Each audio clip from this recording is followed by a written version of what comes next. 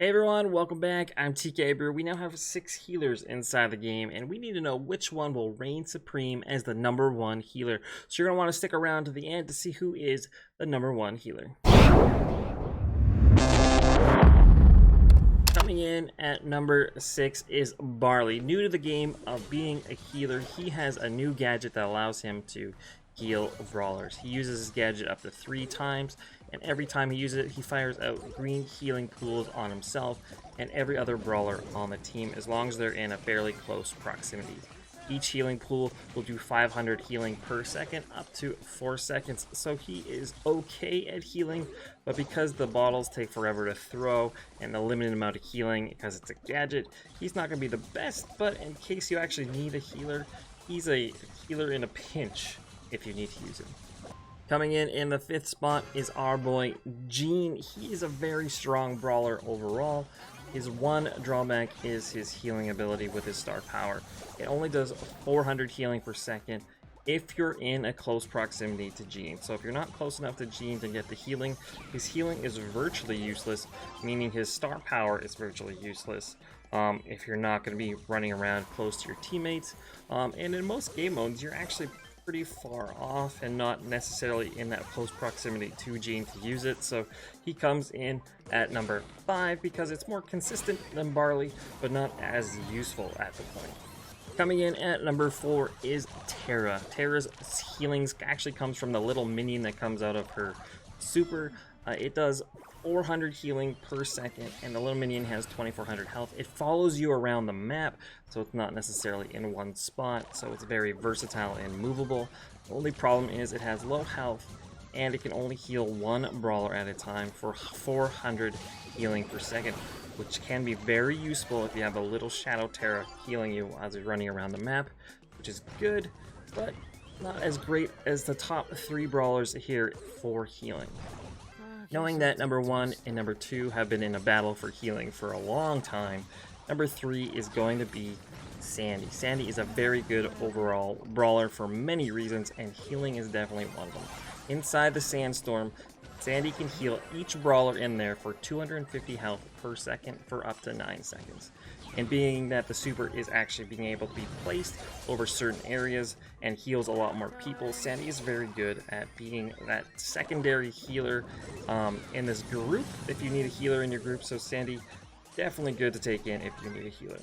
Well, if you're still here at this point, I'm going to do a shameless little plug to my stream. I stream every day from Monday through Saturday on a place called Trovo. I stream Brawl Stars Mondays, Wednesdays, and Saturdays, and I stream COD Mobile Tuesdays, Wednesdays, Thursdays, Fridays, and Saturdays over there. So make sure you come check me out 4:30 p.m. Pacific Standard Time for your daily stream needs. The number 1 spot and the number 2 spot have been in battle for the longest for the healers because they were the 2 original healers. We have Pam and Poco left on this healing list, and I went back and forth between amount of healing, tankiness, versatility, usefulness in other areas, but we're going to have to stick Pam at number 2. The main reason Pam comes in at number 2 all comes down to mobility. Her healing is very specific to that turret and to around herself. So if you need to get healed, you have to go to the turret. Pam does do an extra 1200 healing with her gadget inside that turret only. So everyone knows to come to that spot for healing, which can be complicated, but it's also good for everyone to know where they can find healing and basically hunker down if they need to. Pam can also do an extra 40 healing per bullet damage to an opponent, but that is also in a circle around her, so very close to proximity around her and her turret. She can do a lot of healing with both her turret and her attack, but because it's very specific to where she is and where the turret is, especially if your Pam decides to pop it on the wrong side of the map or at the beginning, it's very useless if the turret's in the wrong spot. And coming in at our number 1 spot is Poco. Probably a big surprise to everybody because I'm a big fan of Pam for lots of healing and damage. But Poco is the true mobile healer. He can bring you the healing and you don't have to go to him. He can always be that true medic on the field.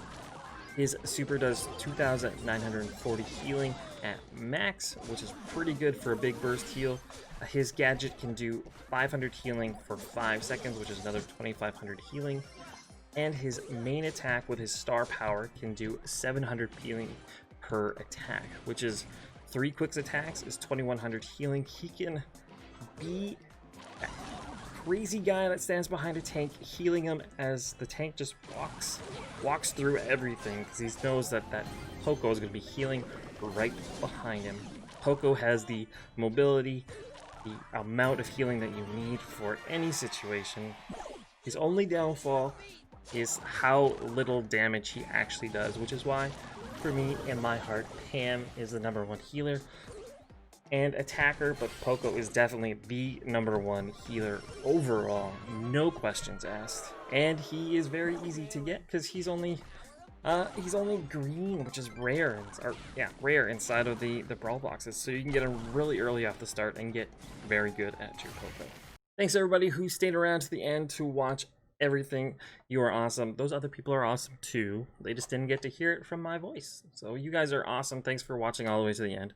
If you don't forget that I do stream on Trovo Monday through Saturday, so make sure you check that out. And if you have ideas for future videos, sometimes we record them on stream, like this one. All the game footage is recorded on stream, so you guys can be a part of it if you want to. But if not, make sure you guys have a great rest of your week, and I'll catch you guys later. Bye.